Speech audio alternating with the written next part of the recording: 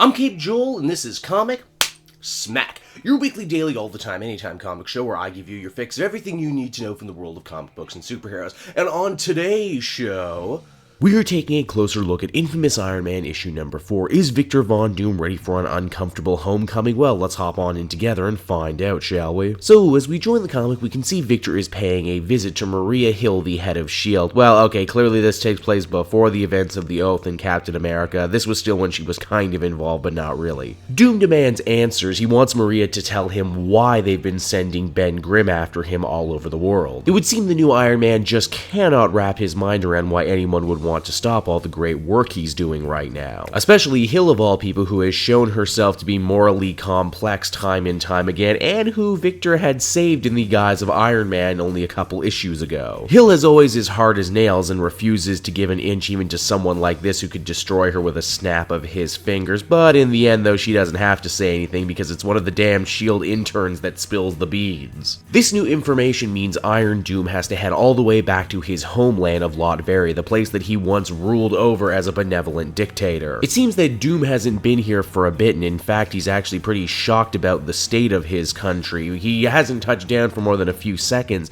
when he gets accosted by a bunch of child soldiers. Victor might be a bad guy every so often, and he's killed all the villains he's run into up until now, but even he's not so heartless as to murder children. He just takes their AK-47s away from them. And I'm sure after that he grounds them and makes it so they can't play video games. Actually, you know what? I take it back. Maybe he is a bit of a monster. What Doom really wants to do is find the general that he left the day-to-day operations of his country to. Only he's met with a very less than warm reception when he checks out the Loyalist camp. In fact, he gets bum-rushed by a bunch of Doom bots, his very own Doom bots, in fact. A very dumb move to do against Dr. Doom, but then again, everyone assumes he must be Iron Man by the way he's dressed. Doom makes short work of the Doom bots, basically turning them to his side with only a couple flicks of a switch. And after that, it's time to give the work review for the general. Needless to say, he's been doing kind of a crappy job. Latveria has fallen into a full-on civil war. There's poverty and destruction, the likes of which were never around when Doom was running the show. I mean, sure, Doom ran a cruel dictatorship before, but I mean, the trains always ran on time. People were always fed, even if they were fed by, robots. Surprisingly, the general isn't transparently evil like you might imagine he would be. He's just kind of fed up. He says, "Hey, Victor, you left me holding the bag. You ran off to play superhero and all the bad blood you left behind in your stead absolutely boiled over into a full-on civil war. If you truly cared about Latveria, you'd be here right now making it work." This grain of truth tongue lashing really does seem to, leave its mark on Doom. Before he leaves, he decides to give over information about a woman who would make an excellent new Secretary of State for Latveria, and he hopes that the general will see this through, and then he just kind of leaves. And you get the feeling he just really wanted out of this situation really quickly, and that this general guy will almost certainly not hold up his end of the bargain. Now, after this detour, you may have forgotten that the whole reason Victor Von Iron Man is here in the first place is to track down on Doom by checking out his castle home. Like the rest of the country, the castle's fallen on hard times, having been mostly destroyed in a bunch of skirmishes between the local military factions.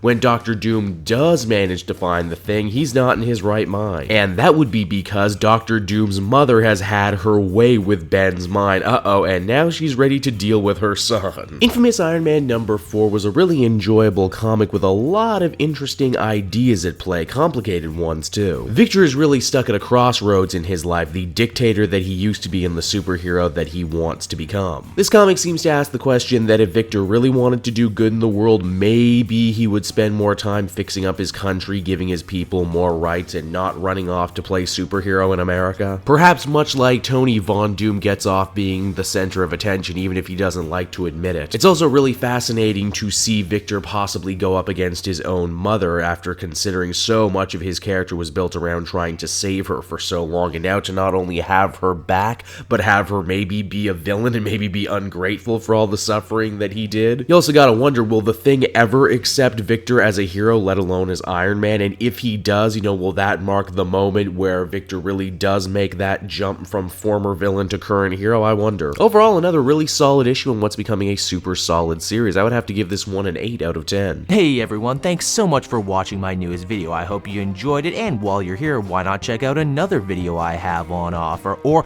maybe if you're feeling in a supportive mood, you want to like or subscribe. And if you want to support the creation of more videos just like this one, then please by all means check out the Cape Joel Patreon. A little bit goes a very long way, and I will see you all next time.